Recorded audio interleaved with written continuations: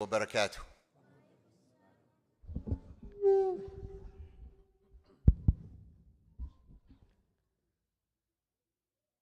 الله أكبر الله أكبر الله أكبر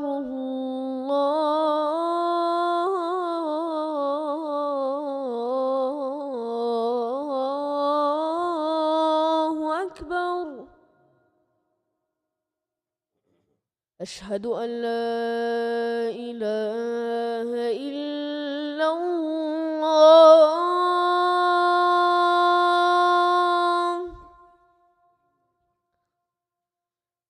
أشهد أن لا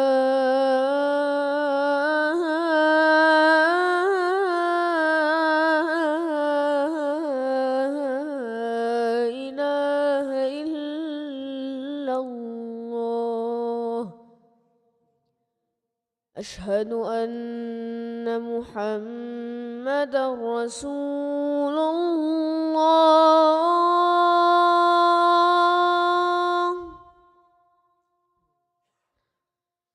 أشهد أن محمدًا رسول الله.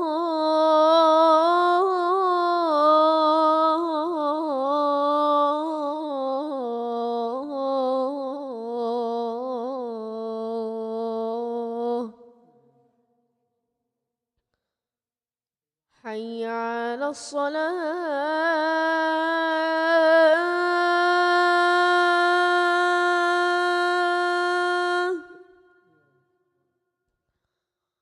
حي على الصلاة.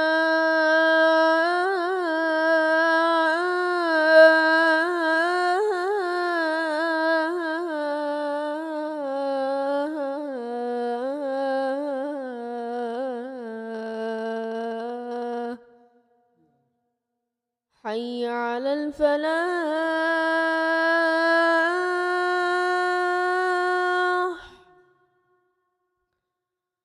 حي على الفلاح.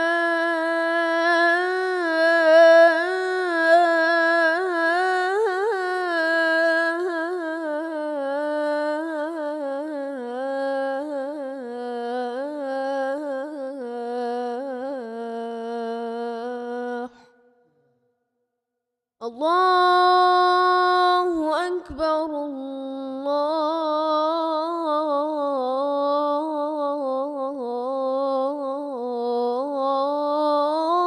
الله أكبر. لا إله إلا الله.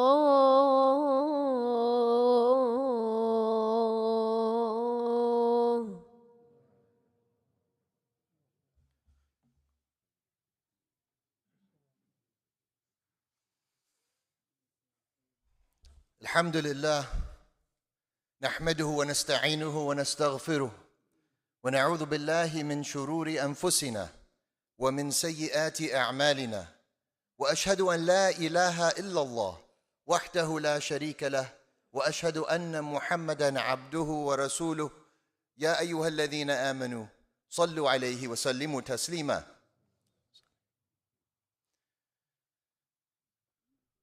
We praise Allah subhanahu wa ta'ala, God Almighty, for He is the Lord of the heavens and the earth, and He is the creator of all therein, and He is our Lord and our creator.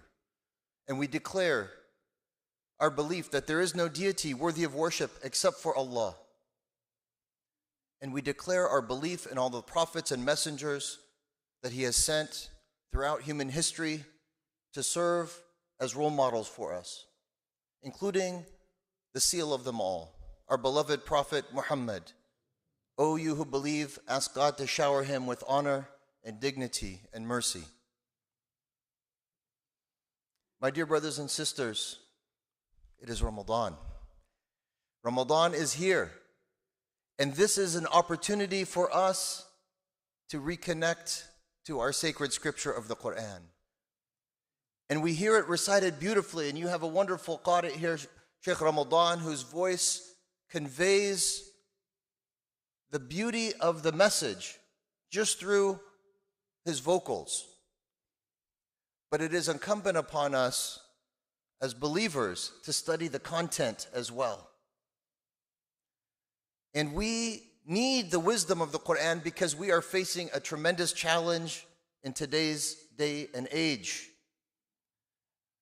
I would ask all of you to reflect upon the question, what is the biggest challenge that we face as a Muslim American community? And some of you might be thinking, it's Islamophobia, it's corrupt politicians who are spreading injustice and oppression around the world. And both of those two things are challenges for sure. But here at home, our biggest challenge is how it is that we will pass on the faith to the next generation. How is it that we can not only find fulfillment in this religion, but how is it that we can communicate that to our children and their children to ensure that Islam is established in the hearts for generations to come of our offspring? I come here visiting from California, and I currently serve as president of an Islamic graduate school, a seminary called Bayan. But for many years, I served as imam of LA's oldest and largest masjid, the Islamic Center of Southern California. And in that role, I would receive families who were facing this challenge. The number one phone call I would get is help. Help. My daughter is engaged to a non-Muslim man. Until this day, I still get this phone call often. I remember one phone call I received from a man who was desperate. He said, "Sheikh, help me. My daughter is wanting to move out with her boyfriend. She's 17 years old. She's the oldest of several daughters, and the other ones are looking to her. What do I do? Can you talk to her?" I said, he put her on the phone. I didn't recognize him. He wasn't someone who came to the masjid. His children neither. So I said, I can talk to her if you want me to. Does she want to talk to me? He gave her the phone. I introduced myself and I said, tell me, how can I help you? She says, oh, my dad is upset because I want to move in with my boyfriend. I said, are you Muslim? What's your religious tradition? She said, well, my mom is Catholic and my dad is Muslim. And when my dad is working, my mom tells us to be Christian and to be Catholic. And I like my mother more, so I guess I'm Christian. I said, okay, can you give the phone to your father, please? I said, where have you been? Where have you been? He says, oh, I've been working. I've spent my whole life working to provide for them so that they can have good sustenance. I said, my brother, you've provided for them the physical means to survive, but you haven't given them the spiritual nourishment that they need in order to navigate the challenges of this life, nor have you married somebody who is on the same page in raising the children. In today's khutbah, let us examine the wisdom of Luqman, who was a father and a wise person. He wasn't even a prophet, but he has a surah of the Quran named after him because of his wisdom, particularly in parenting. So, inshallah, in the first part of the khutbah, we'll examine two best practices from how it is that Luqman and how it is that we, as parents, for those who are parents, and even if you're a child, you can still benefit from the wisdom of this approach that your parents might take. How is it that we can pass on the faith within our household to the next generation? Luqman says to his son, أعوذ بالله من الشيطان الرجيم إذ قال لقمان لابنه وهو يعظه يا بني لا تشرك بالله إن الشرك لظلم عظيم. He said, oh my son, oh my dear son, ya bunay. It's a term of endearment. He spoke to him very gently with a lot of love. Oh my dear son, do not worship false gods. Do not associate partners with God. Don't engage in shirk. It's a grave sin. The first thing he taught him is belief. And my mother, by the way, is not Muslim. but she agreed to raise me as Muslim, and my father, who's an immigrant from Palestine, he was on the same page with my mother and raised me as Muslim. Even though my mother is from a Christian background, growing up, not just because she raised me, but when I became old enough to explore both, I found the theology of Islam is the easiest thing in the world. Belief in Islam is so straightforward, it resonates with the heart and the mind. We have, and I teach at a theological school, I'm an academic, I'm a professor. I'm familiar with the world's religions at an academic level.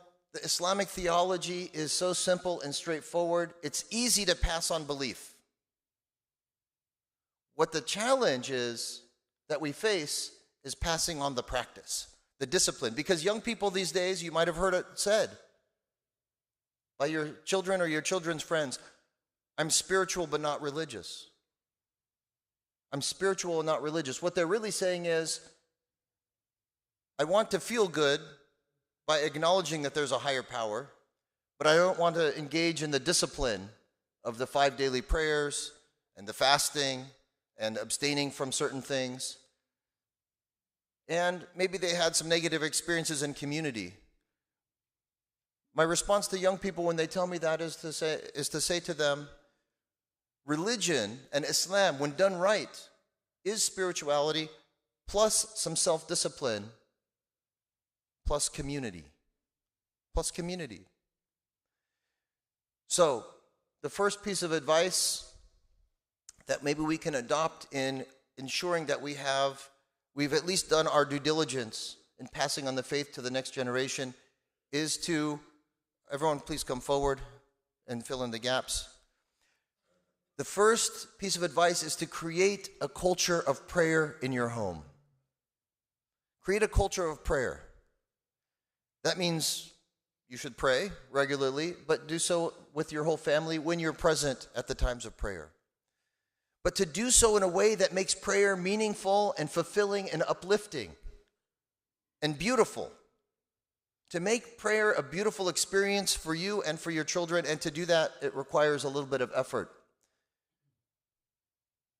The first effort is in not getting upset, trying to rally everyone and corral everyone into prayer. It should never be the case that you're yelling, "Come for prayer!" and then you stand in prayer after having yelled or been in an argument. That's not creating beauty around prayer. That's creating a negative association with prayer. Prayer should always be approached with a calmness and a beauty. Even when you're rushed, if you're going to pray, it should be preceded by beauty and good character and positivity. Now, the second part of this recommendation is needed in today's day and age here in the United States because prayer is done in Arabic. And only 15% of the Muslim world speaks Arabic, and probably a similar percentage here in the United States, and for our children, probably even fewer than that. And so for them to connect to the prayer, it's important for us to make prayer meaningful and accessible by, number one, teaching them the meaning of what is actually said in prayer, but number two, to revive the art of dua.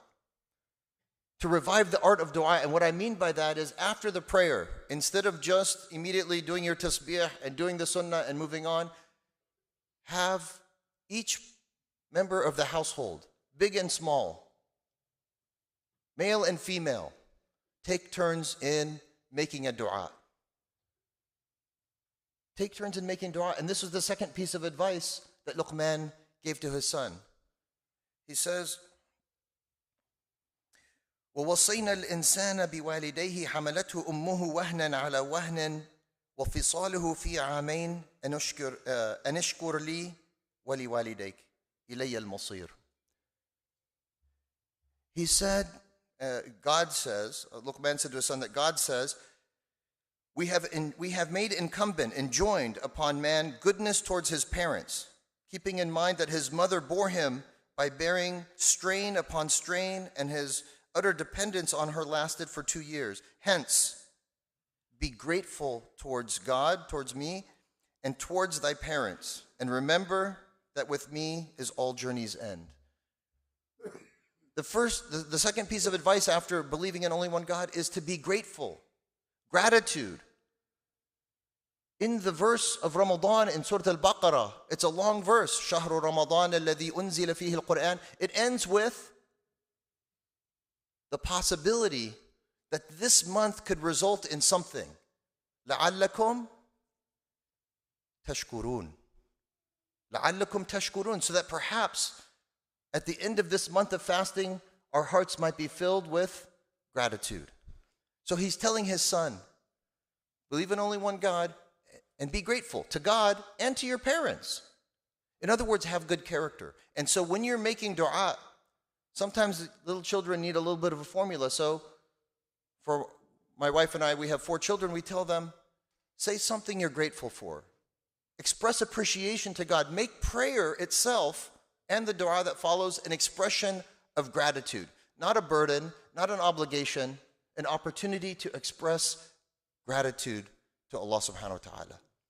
So we tell them the following 3 things. Say something you're grateful for. Ask God to intervene and help, whether it's those who are suffering in Gaza or whatever it is that you're asking God to intervene to do in this world. And then ask God for help with something that you're personally working on. Being a better person, being more hardworking, being a better sibling, being a better child to your parents. This formula, and it's not memorized, it's from the heart. Your children will see from you how it is that you connect to God, what it is that you're grateful for, what it is that you're struggling with, what are your aspirations for the world and God to intervene in what issues. It's a way through the dua, after the prayer, for you to pass on the faith in a meaningful way that's accessible to your children, to create a culture of prayer and dua in your home. That's advice number 1. Advice number 2.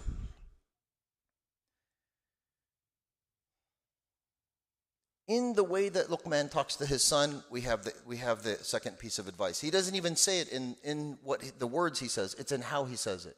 When he says, Ya bunayya, oh my dear son, and he repeats it over and over and over in these few verses in the Quran, what he's teaching us is that we should establish a culture in our homes of effective communication, of open communication, of respectful communication.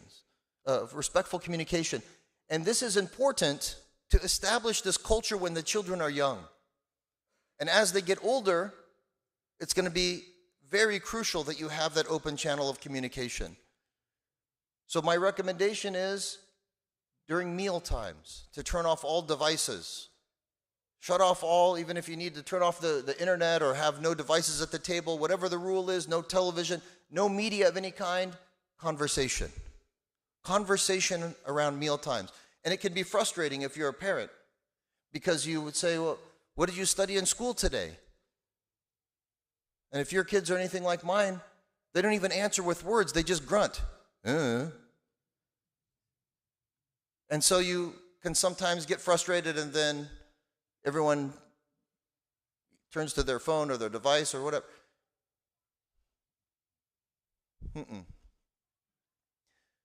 Instead of asking them that question, which you're going to get that answer every time, model for them what a beautiful conversation looks like. Start talking to your spouse about what was the most exciting thing that happened to you that day. What was the most infuriating thing that happened to you today? What is the biggest challenge you're facing at work? What is something that you saw in nature to or from work that day? Have a conversation and start sharing stories. And your spouse will do the same. And your children will be eager to participate and share their perspective. And then listen. You don't need to react. And sometimes they'll share with you things that you might want to react firmly so that you demonstrate your perspective. But it is more wise to leave that channel of communication open and just listen. And when they're young and they open up, if they see you responding forcefully or in a judgmental way or too strongly, then they'll learn not to open up to you. SubhanAllah. They'll retreat. They'll cut off that channel of communication, and they're not going to be talking to you about their problems. Guess who they're going to be talking to about their problems? Their friends, and many of whom will be non-Muslim friends. So your sphere of influence is shrinking based on your channel of communication. Let us, in today's khutbah, reflect upon the wisdom of the Quran and how it is that we can pass on the faith to the next generation. Let us ask that Allah subhanahu wa ta'ala make this blessed month of Ramadan an opportunity to create or to further that culture of worship and of effective communication within our household. Inshallah, we'll review a couple more pieces of advice on the second khutbah. Ud'u Allah yastajib lakum. Ask Allah subhanahu wa ta'ala, you will find Him most responsive, most merciful.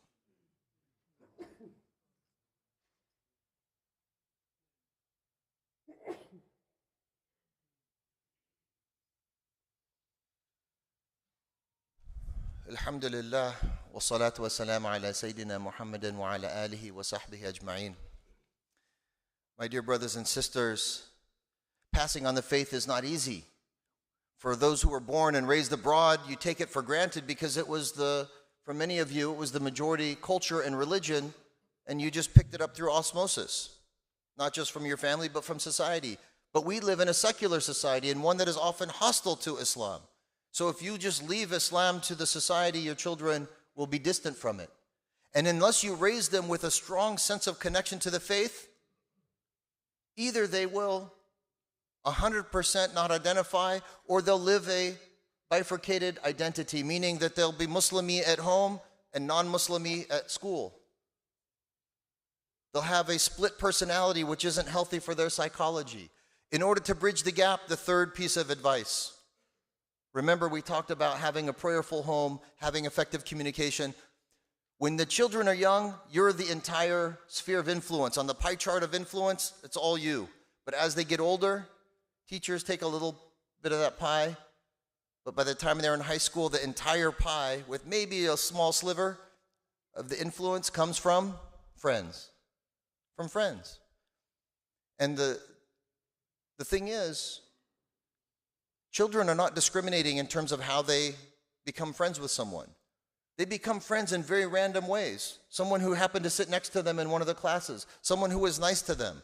They might be a drug dealer, but they were nice to me, so they're my friend. All right? They're not thinking, okay, is this person of good character? Is this person going to be a good influence on me? They're thinking, oh, this person was nice to me. I felt good talking to that person.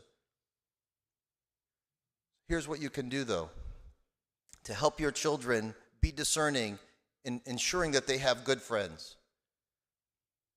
Make your home party central. Make your home the place where your children and their friends hang out. And it might be a burden. It might be a lot of work. It might require for you to coordinate with your spouse and to really invest in having amenities at home where they can really enjoy the time there with their friends, Muslim and non-Muslim. And then, when you see them interacting with their friends, you can discuss with them. Oh, this person behaved in such and such way. Is this, what do you think?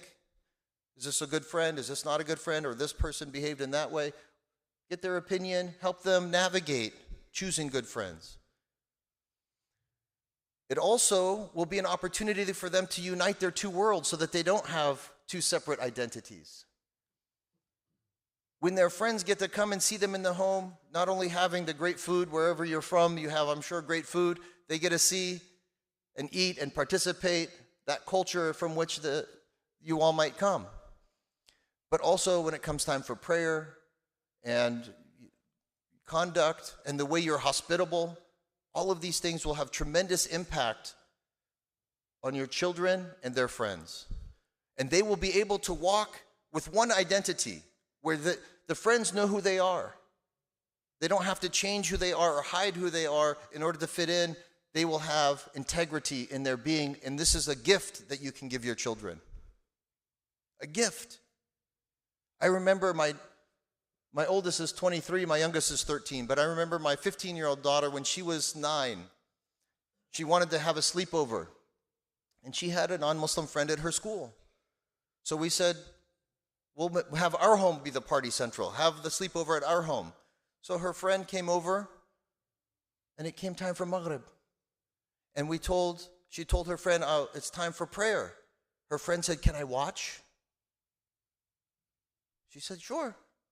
So she sat on the couch, and we prayed. SubhanAllah.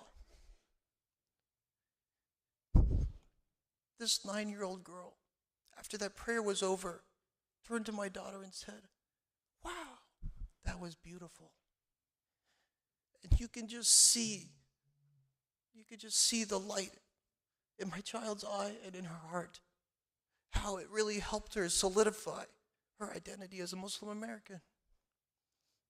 I get emotional because this is what it's all about passing on the faith, creating the environment in which your children can come into their connection to Allah and find meaning and fulfillment in this faith in a way that they can share with the world. The fourth piece of advice is to have a community, a positive peer group outside of school where your children can really learn and grow in their faith. And that's what you are building here at Saxi. A community that supports passing on the faith. And as I said earlier, I'm presiding over an Islamic seminary called Bayan, and we train imams and youth directors and Islamic school teachers and principals. And one of our graduates is the imam in Princeton, and he has a huge, beautiful, dynamic community.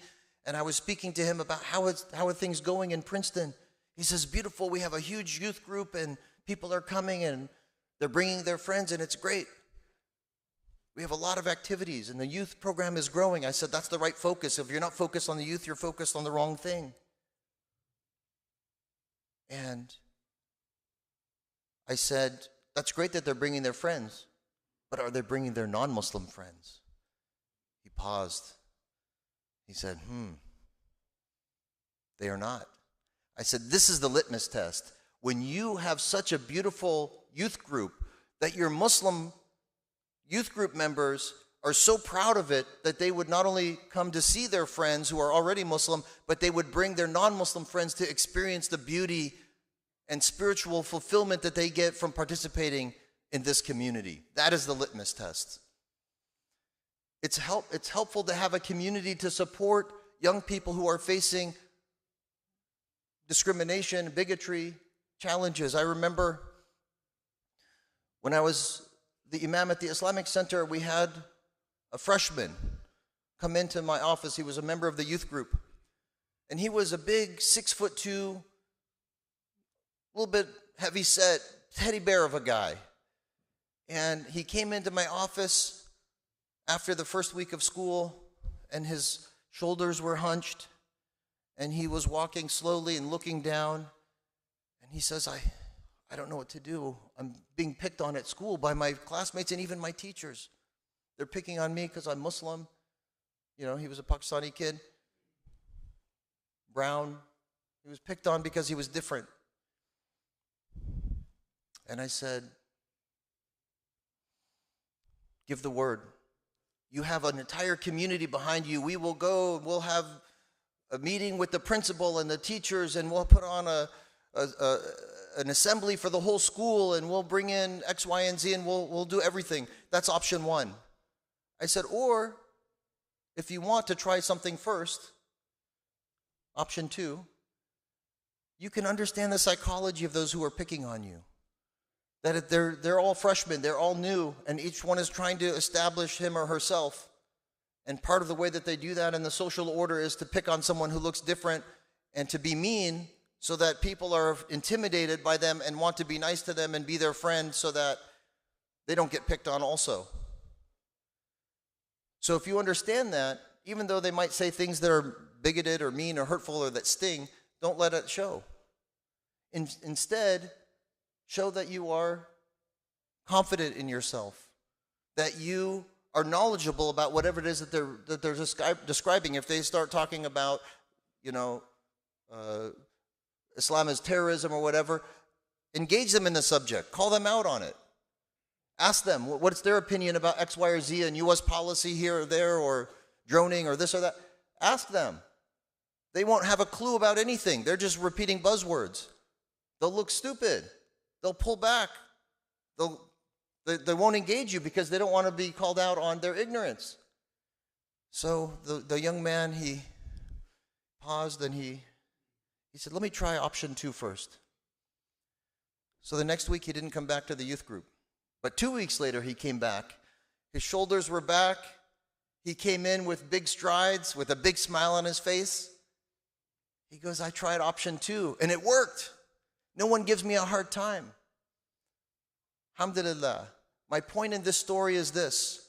When we have a youth group, we can have mentors, a youth director, we can have peer friendships that can help young people navigate some of the challenges that they face. And it's incumbent upon this community, as you're building this beautiful infrastructure, that you focus on having the right content. We have hardware, invest in the software. And so after this khutbah, we're going to be asking everyone to pitch in so that this community can fulfill and reach its full potential. Let us ask Allah subhanahu wa ta'ala to bless us in this month of Ramadan, to accept from us our fast, to accept from us our prayer, to forgive us our shortcomings and our missteps.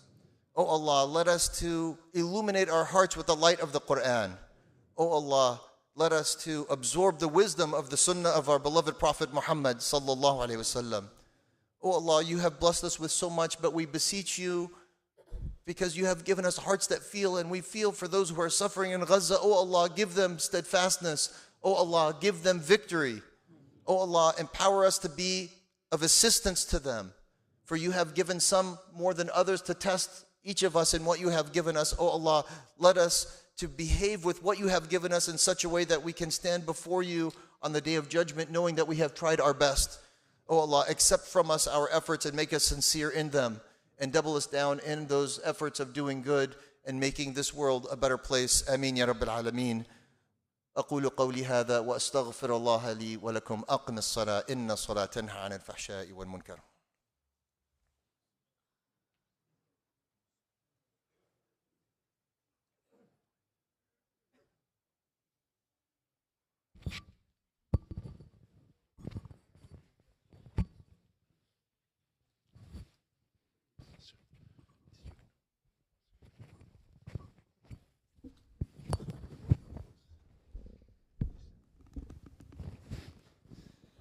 الله أكبر الله أكبر أشهد أن لا إله إلا الله أشهد أن محمدا رسول الله حي على الصلاة حي على الفلاح قد قامت الصلاة قد قامت الصلاة الله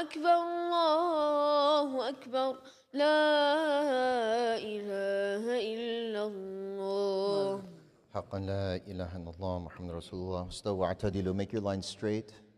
Stand close to one another with a sense of awe and reverence for Allah subhanahu wa ta'ala.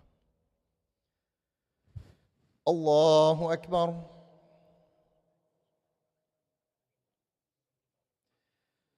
Bismillahir Rahmanir Rahim. Alhamdulillahi Rabbil Alameen. الرحمن الرحيم مالك يوم الدين إياك نعبد وإياك نستعين اهدنا الصراط المستقيم صراط الذين أنعمت عليهم غير المغضوب عليهم ولا الضالين.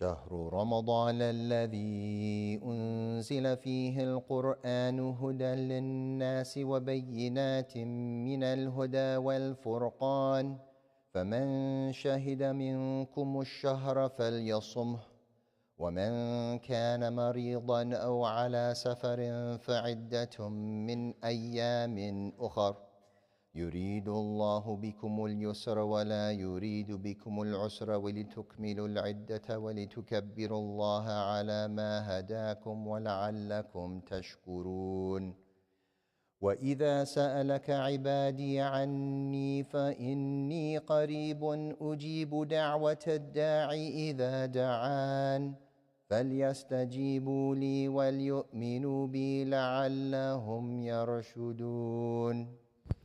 الله أكبر.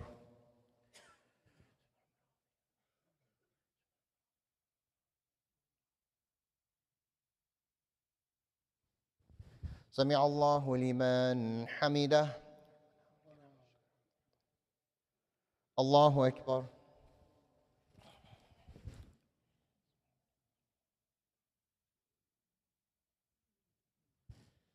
الله أكبر. الله أكبر.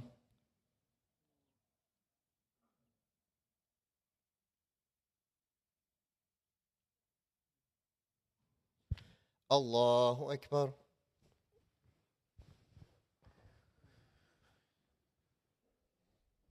بسم الله الرحمن الرحيم. الحمد لله رب العالمين الرحمن الرحيم مالك يوم الدين إياك نعبد وإياك نستعين اهدنا الصراط المستقيم صراط الذين أنعمت عليهم غير المغضوب عليهم ولا الضالين.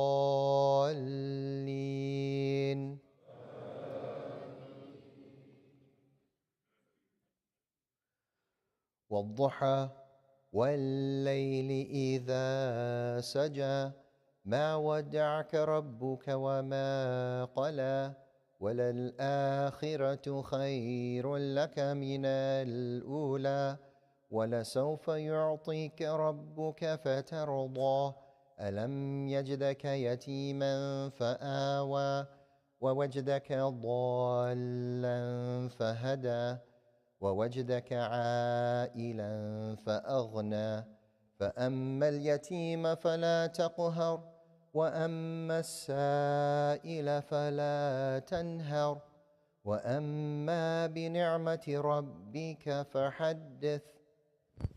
الله أكبر.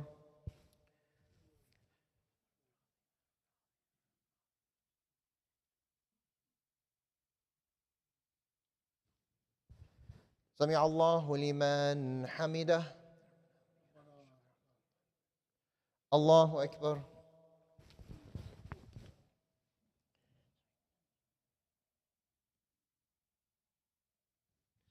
الله أكبر.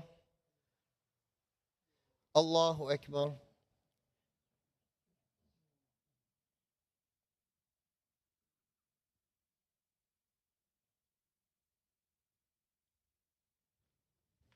الله أكبر.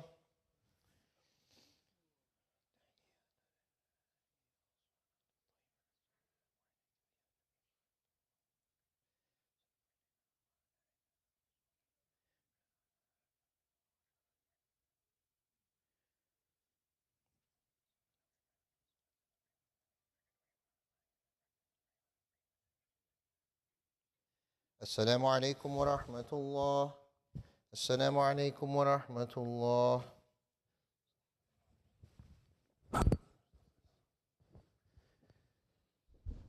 السلام عليكم. السلام عليكم. Ramadan is a time of reconnecting to the Quran, but also, if I could just have your attention for just one moment, please. The leadership of the masjid asked me to ask you for help in raising money to build this place. Ramadan is a time for reconnecting to the Quran, of community, and for charity. And it is a blessed time to give charity, for when you give charity, it does not diminish from your wealth. This is a promise from Allah subhanahu wa ta'ala. This community needs $1 million to sustain over the next 6 months. And in today's Jummah, they asked me to raise $100,000 from you all. The good news is we have it in this room. The bad news is it's in your pocket. So, I want to see a raise of hands, and the leadership you can follow up with them afterwards. We need to service the loan, the Qard Hasana, $1 million over the next 6 months, and 300,000 of that will go to finish some construction work as well.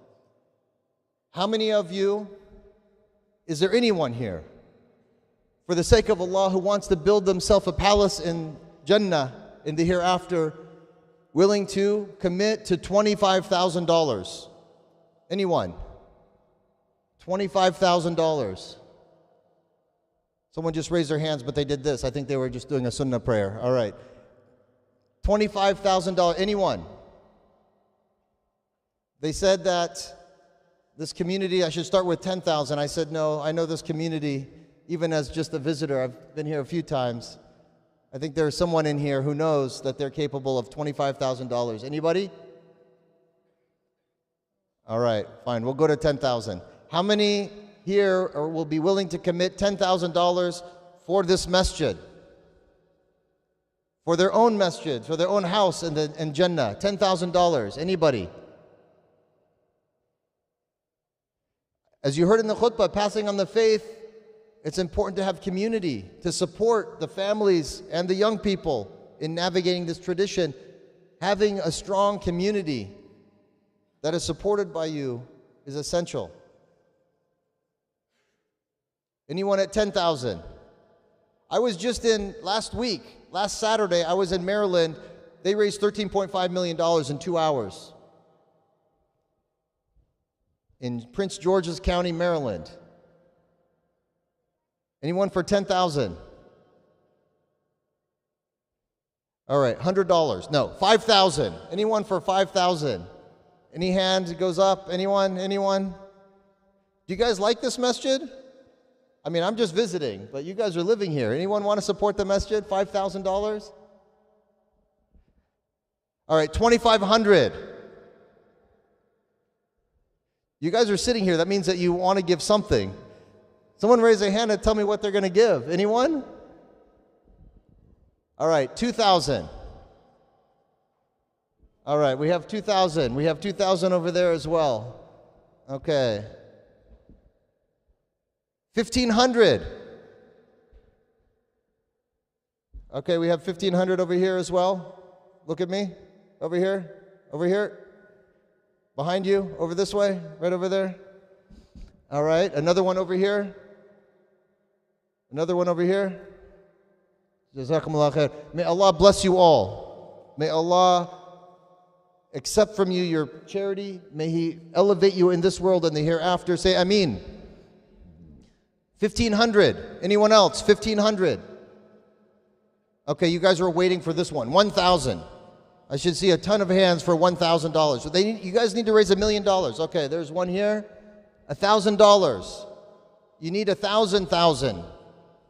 All right, in the back over there. In the back over there. All right, $1,000.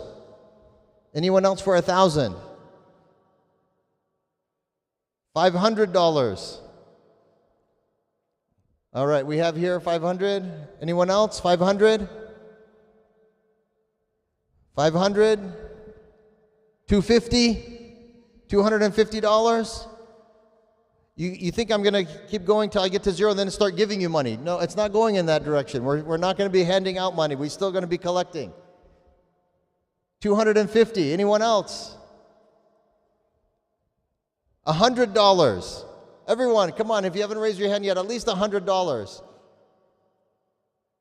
$100 or more. I'll leave the up end open in the back over there. $100. All right, $50. I should see the little kids raising their hands on this one. All right, Jazakumullah khair. Thank you all so much, inshallah. May Allah bless this institution, its leadership, and make it a source of blessing for the world at large, but for your families in particular and the next generation at that. Jazakumullah khair. Assalamu alaikum wa rahmatullahi wa barakatuh.